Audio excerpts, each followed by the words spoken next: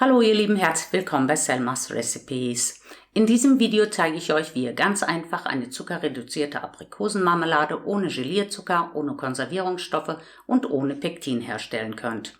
Wenn euch meine Videos gefallen, würde ich mich sehr über ein Abo und ein Like freuen. Viel Spaß beim Zuschauen. Als erstes sterilisiere ich die Gläser.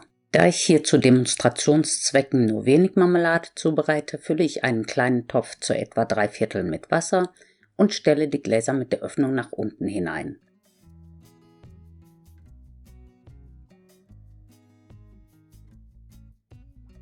In das Wasser lege ich dann noch die passenden Deckel und einen Teigspatel.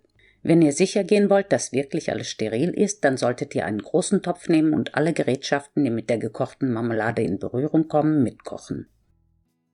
Den Topf stelle ich nun auf den Herd und lasse das Wasser aufkochen. Nach Aufkochen des Wassers müssen die Gläser noch 10 Minuten ausgekocht werden.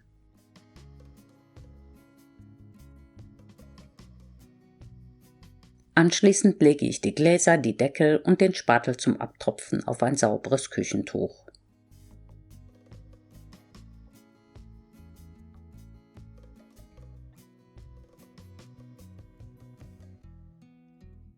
Und dann könnt ihr auch schon die Marmelade zubereiten. Ich habe hier 500 Gramm Aprikosen. Diese wasche ich unter Wasser gründlich ab und entferne die Kerne.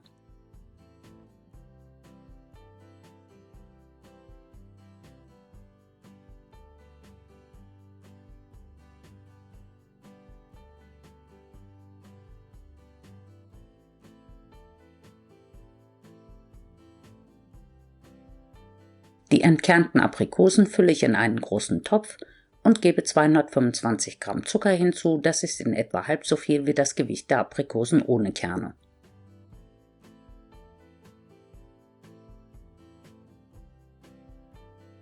Zu den Aprikosen gebe ich hier noch den Saft einer halben Zitrone.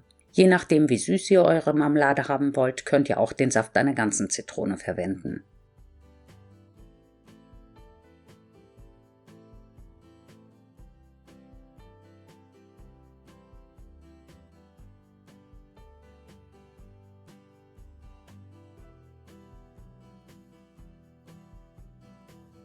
Die Zutaten vermenge ich dann kurz miteinander und bringe sie bei mittlerer Hitze unter Rühren zum Kochen.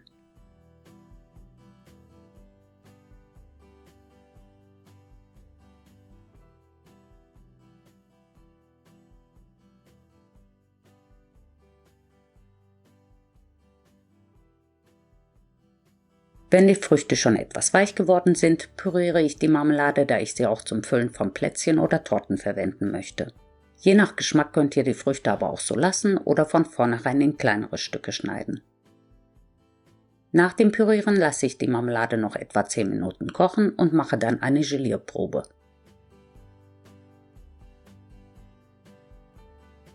Wenn ihr den Rührlöffel wie hier aus der Marmelade nehmt und der letzte Tropfen am Löffel hängen bleibt, dann ist die Marmelade fertig.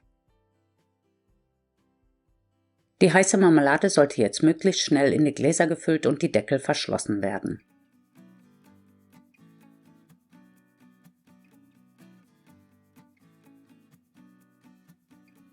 Falls Marmelade an den Rand der Gläser tropft, sollte diese mit einem sauberen Tuch gründlich entfernt werden, weil die Deckel sonst nicht richtig schließen. Da ich hier keinen Gelierzucker mit Konservierungsstoffen genommen habe, drehe ich die Gläser sofort um und lasse sie 2 bis 3 Minuten kopfüber stehen. Auf diese Weise wird auch der obere Rand der Gläser von der heißen Marmelade erhitzt und eventuell vorhandene Keime abgetötet. Nach dem Abkühlen der Marmelade sollten die Gläser vakuumgezogen haben und wirklich dicht verschlossen sein. Am einfachsten erkennt man das daran, dass sich bei diesen Deckeln der mittlere Teil nicht eindrücken lässt. Bei dem zweiten Glas hier ist das nicht der Fall. Deshalb stelle ich das Glas nochmal ins Wasser und lasse es etwa 10 bis 20 Minuten kochen.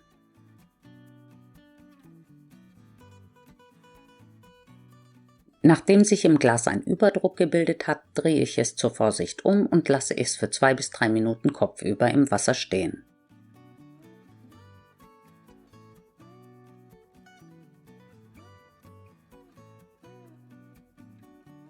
Dann kann das Glas auch schon aus dem Wasser genommen werden.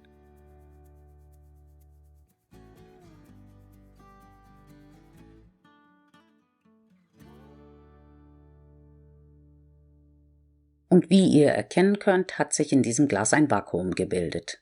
Jetzt zeige ich euch noch die Konsistenz der Marmelade. Ich habe hier noch einen Rest, das sind etwa 2 Esslöffel. Die Marmelade ist gut abgebunden, lässt sich einfach verstreichen und schmeckt super fruchtig. Probiert es aus und lasst mich wissen, wie es euch schmeckt. Ich hoffe, mein Video hat euch gefallen. Vielen Dank fürs Zuschauen und bis zum nächsten Mal. Tschüss!